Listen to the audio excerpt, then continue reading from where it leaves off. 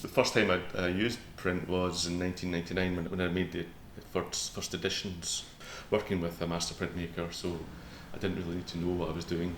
It wasn't until like a decade later that I actually joined as a member. Did the evening classes with Ian McNichol.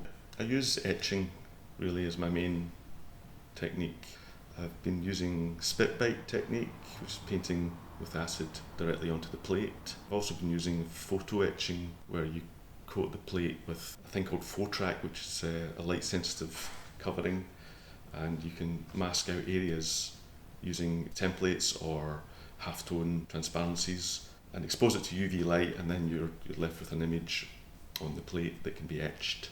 It's quite an old sort of idea for an image that I've had for a while. It's a doodle of it in a sketchbook from 10 or 15 years ago. The image is a sort of submarine perched on top of a hill in a landscape. But recently I've made some small paintings of that image and decided I would use the image again for this print. It sort of refers to images in art history of the story of Noah's Ark in the Bible.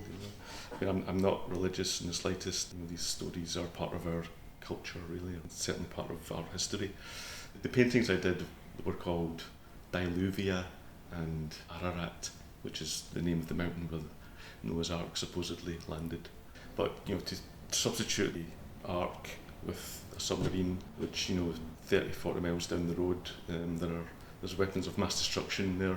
I always like to come up with images that sort of have an emblematic feel about them, but they're still very ambiguous and open to possibilities, really.